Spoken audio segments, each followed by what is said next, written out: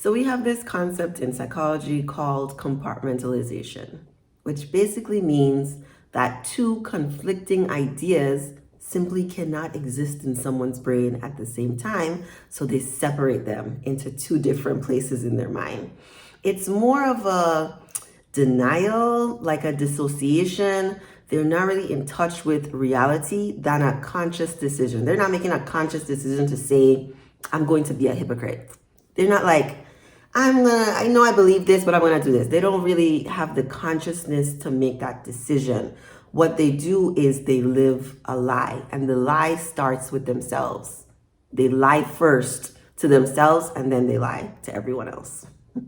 Hey, welcome to my channel. This is Spirit Soul Sense, information for your soul. I am Shareece, and I prefer to talk about concepts than people, ideas over people and their business, but I am very well aware of what's been happening in the media, and there's a pattern that I thought I would just point out, hence the thumbnail pic.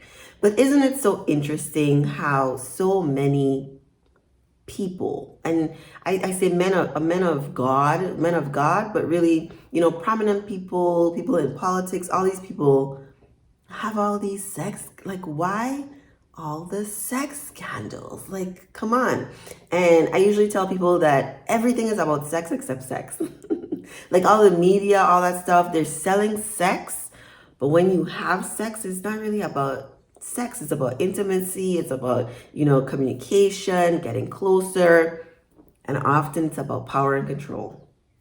That's how like rape happens. Rape is about power and control. It's not about sex. The person who's raping is not trying to enjoy sex. What they're trying to do is get a sense of power and control. And part of why I'm not really interested in politics is because once you get into positions of power, you can be drugged. It's like a seduction. You end up being seduced by the amount of power that you want more. So people, they scale up, they get more followers, they get more accolades, and the bigger you are, the harder you fall. So I think once you get to a certain place, you also don't have, people around you don't feel the same sense of, I can tell you whatever, because they're afraid of getting cut off. Like if they tell you no, or if they call you out, they're likely to get cut off and replaced by somebody else. And so a lot of people, when they get to places of power, they do not have a circle that can tell them the truth. I mean, a lot of people in power maybe don't want the circle because they're so fearful of everyone trying to use them. But that's another one. One of these ideas that I think I'm going to expound a little bit more on my channel is monogamy, and how monogamy is not natural. Can we agree monogamy is not natural? Because we are humans, we're animals, and we exist in nature here on this earth, which is chaotic. And monogamy, like very few animals engage in monogamy. And I think we can be not monogamous if we want to. I think monogamy is a choice. I choose monogamy, but I think it's very important for all of us to think for ourselves if we want non-monogamy, if non-monogamy would work for us. I really think here in the Western world, where women have so much agency and their own money, that it's hard to accept non-monogamy because it feels like a loss, or hence why these sorts of folks, when monogamy is not natural, it doesn't come easy. Like, we are sexual beings and we're here to experience the world, and sex is one of those experiences. And when you have more access to it and more options, you're likely to take it. The problem ends up being that in these sorts of boxes, because men of God are very religious, and religion, which is why I don't call myself religious, I'm not Christian, I'm very spiritual, I have a Christian foundation, but there is a bunch of rules that you have to follow if you want to call yourself Christian, and if you exist in the realm of the church, or if part of what you're sharing with people is about religion. Like, you have to be then following those rules for the people to trust you, follow you, but those rules are very restrictive for humans. And I think it's hard to follow them because we're human. Like, we're not Jesus. We're trying to be Jesus-like. These are our attempts as humans to, evolve, reach enlightenment, all these things, but it's very, very difficult. I think it's always a conscious decision. And for the record, women cheat just as much as men. You might not know that. Women are just better at hiding it. Maybe we pick better. I don't know. Maybe men who are the side men are less likely to want to come forward and tell a whole story about how they were a side piece. Like, why would a man do that? That's so feminine energy, like the seeking attention kind of thing, validation. So women cheat just as much as men. Talk to enough men, you will know they have been cheated on. Like, for real, for real. This man was just telling me a story about this woman told him, he told her that she needed to pick. Imagine, this man has a girlfriend. She has another boyfriend, and he knows about it, doesn't like it, and tells her like she's gonna have to pick. And her response to him is, I can't pick.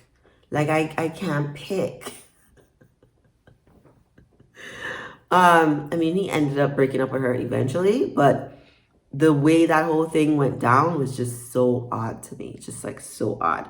But women cheat just as much as men. I think we're just better at it, or maybe we do it for different reasons, and so the outcome is a little bit different. Men often it's like a ego trip. Women often it's emotional need. Not that men don't also want the emotional need, but I think in the prominent men, they're not necessarily having whole relationships with women. Some have whole mistresses and girlfriends, but I think a lot of the time it's I'm searching for an ego boost.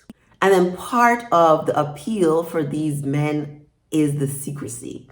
Like, some people, it's not even about the sex, it's about the secrecy, which would fit more with the compartmentalization. Like, I'm separating them and it's causing me too much anxiety, so I'm going to do this thing and then I'm going to leave. And maybe I'll have a ritual to cleanse myself of the wrongdoing that I did. Maybe not. But the people who engage in these sorts of behaviors are liars to themselves first, and they end up hurting a lot of people because they're so high up on the power scale and influence. They end up hurting so many people. And I feel like it's hard for us to accept that people are human. No matter how rich and famous they get, it's hard for us to view them just as regular people. And so if you, like, just think about yourself and things that you've done and said that you're not proud of, but that are a part of you. And imagine if you had cameras all over watching your every move. And every time you make a mistake, people know and then they remember. Because I do think cheating, I don't want to say it's not a big a deal. It's not. Cheating, when you understand the mechanism, the reason behind the cheating, I think is more important than they cheated.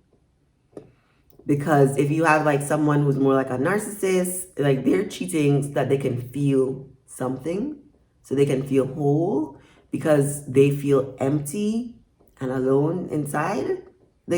So the reasons behind people cheating, I think, is more important than the cheatation. Doesn't stop what they did as being like really, really terrible. But I feel like, I just have a lot of empathy for people, and I get why these things are being done. Like, if we continue to box people into these things that you can't do this, you can't do that, you can only do this here, when, we're gonna have like all these issues. So I just want to leave you with, consider non-monogamy. I think we should really consider what that might look like for our life. I'm not saying you have to. I'm not doing it. I'm not interested in non-monogamy. But polyamorous, polygamy, like, all these things are not necessarily as bad as we have like understand them to be now. And for some people, they might work really well. especially people with a lot of sexual energy. I just feel like some people just come into this world with more sexual energy than others, and they need a little bit more. Hence, porn stars, right? I've already said, like, I'm a consumer of porn. I respect porn stars, people who do porn, people who engage in sex work. I respect all of that. And so I'm just saying, consider what might work for you, because I do not want too much energy to be spent on other people's lives. Like, figure out the lessons you can learn for yourself from, all the drama that unfolds in other people's lives. Be honest. Understand we live in this chaotic world. Figure out how to be open, transparent with your partner, because healthy communication is how relationships last. Make sure you respect your partner. Don't stay in a relationship just because you've always been in that relationship. Don't stay in a relationship just because the church says you're supposed to. If you are miserable, you have this one life to live, and I promise you, it is shorter than you think. I'm gonna live to be 110, but I'm telling you, just about 100 years on this earth. Do you understand how old earth is? Like, make the most of it while you can. That's it. Thank you for watching. Remember to like, share, and subscribe to my channel.